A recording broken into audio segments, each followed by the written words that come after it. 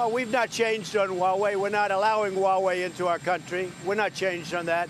We can do business for non-security things with Huawei because that's, we'll do that. But anything having to do with national security, we're not dealing with Huawei. Huawei just replaced Google, and it's changing everything.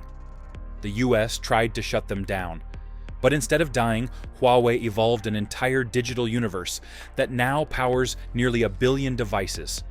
And now, the Chinese tech giant's next step might be the one thing Silicon Valley was never prepared for. President Trump signed an executive order on Wednesday allowing the U.S. to ban foreign telecommunications equipment and services.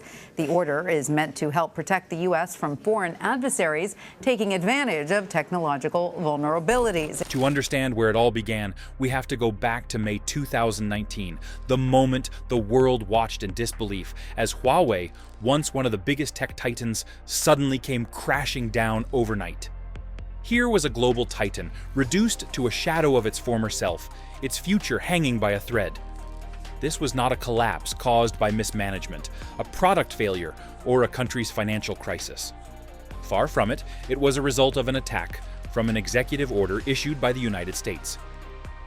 In this order, the Donald Trump administration added Huawei to the U.S. Commerce Entity List, a move that effectively banned American firms from doing business with the Chinese giant.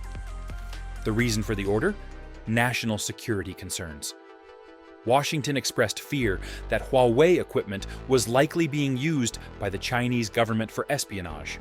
To put that into perspective, it meant that companies such as Google were forced to suspend Huawei's Android's license, instantly blocking access to Gmail, YouTube, Google Maps, and security updates. Needless to say, this move would completely cripple Huawei's ability to sell smartphones outside China. Overnight, Huawei went from a global tech trendsetter to a national security threat. Analysts jumped into crisis mode. Huawei, once the world's second-largest smartphone maker behind Samsung and even ahead of Apple, seemed to be staring at digital extinction.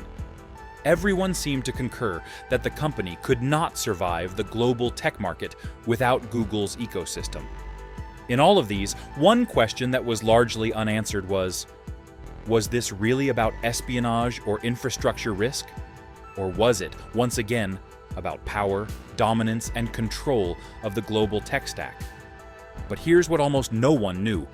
Huawei had seen this move from miles away. It was not simply caught flat-footed.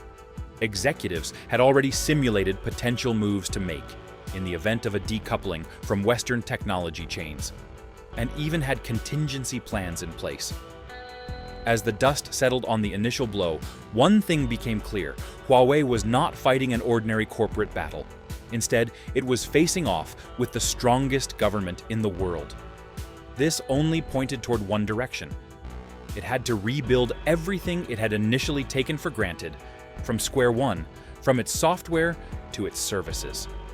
This was the only way it could get out of the murky waters it suddenly found itself in. It was during this period that the management rolled out the contingency plan aimed at ensuring Huawei survives the setback and even thrives than anyone would have expected. Just 3 months after Google was forced to cut ties, Huawei unleashed a response so unexpected that it changed the game forever. In August of the same year, it unveiled Harmony OS and dubbed it the foundation for something far more ambitious. The company envisioned Harmony OS as a system designed for an ecosystem where phones, tablets, watches, TVs, and even cars all operated as part of a single unified network. A statement from Huawei even showed how quickly the company was planning to move on from Android as it sought to steady operations despite the heavy blow. The company said, "It will be very fast and convenient to transfer the Android operating system to Harmony OS now that Android is not accessible anymore. It takes only 1 to 2 days." That was a statement of intent, one that signaled defiance and commitment to forge ahead without Google. So, how is Harmony OS really different from Android?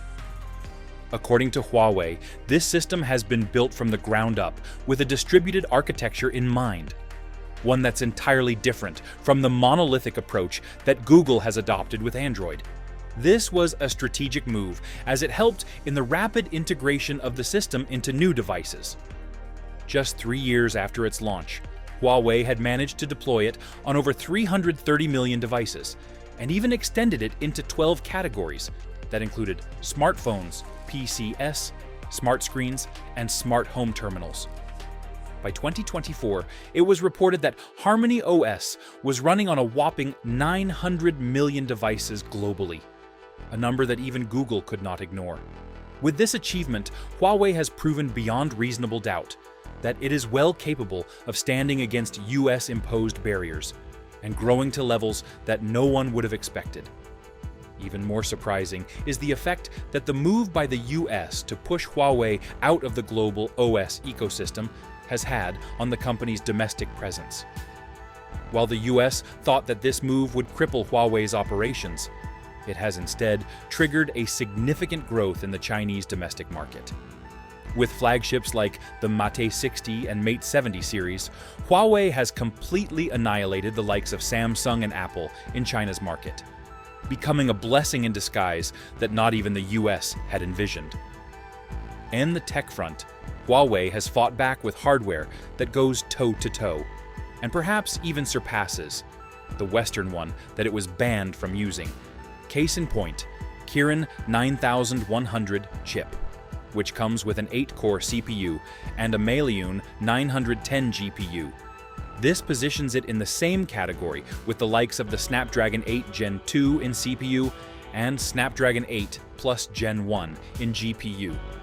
Logically speaking, these numbers are considered highly impressive, especially considering the fact that Huawei has managed to manufacture it without access to some of the global supply chain luxuries. In addition to that, Huawei has gone the extra step to enhance user experience in Harmony OS. This can be seen in how it has integrated a system known as an intelligent agent. Its essence is to automate complex tasks, learn user preferences, and operate across devices without needing the user to flick through menus. Huawei has proven that it's in a position to rebuild from ashes. Yet, deep inside the company, engineers are working on something that is set to go beyond mere survival. What they are constructing next is poised to completely replace Google and challenge the very structure of global technology itself. And it is almost ready to be unleashed. First up, the company has announced a boost up of its app ecosystem by launching the Huawei App Gallery, the official Huawei App Store that users can use to download hundreds of apps and games for their devices across multiple categories. By the end of 2024, the App Gallery had already registered about 600 million users, with millions of developers also reported to be shifting attention from legacy Android and iOS platforms to this ecosystem. As if that's not enough, the company has also announced a multi-billion-dollar investment in cloud and AI infrastructure. A good example is its 2025 announcement of two groundbreaking technologies, Pangu 5.5 and Cloud Matrix 384. Pangu 5.5 is an AI brain that can analyze data and make future predictions across different industries. Meanwhile, Cloud Matrix 384 is essentially the company's massive supercomputer that is powered by hundreds of its own chips. In fact, these chips are fast enough to rival industry giants like NVIDIA. In a move aimed at mitigating a risk of sanctions due to espionage fears, Huawei has also devised a strategy so ingenious that not even Google had thought of before. The company has established the concept of data stays local and full-stack sovereignty. This concept is founded on the argument that businesses and governments wary of foreign surveillance might turn instead to an ecosystem where control rested closer to home.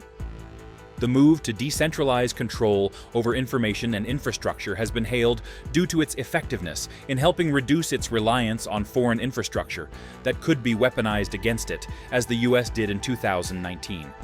And Huawei is not done yet. It's also gone further to develop its ecosystem in such a way that it can also support electric vehicles and autonomous systems. By embedding its software, sensors, and AI-driven systems into cars, Huawei is transforming itself into the digital backbone of the next transportation revolution. The fact that it's also easy for Huawei to partner with the likes of BYD, which has already surpassed Tesla as the world's largest seller of EVs, gives it a powerful advantage. As governments and automakers favor systems offering greater sovereignty and integration, Google risks being sidelined in emerging markets, where HarmonyOS, localized AI, and cross-device ecosystems are rapidly becoming the preferred alternative to Silicon Valley's control. The US thought it was taking Huawei down for good. Instead, it might just have created a tech giant too powerful to stop.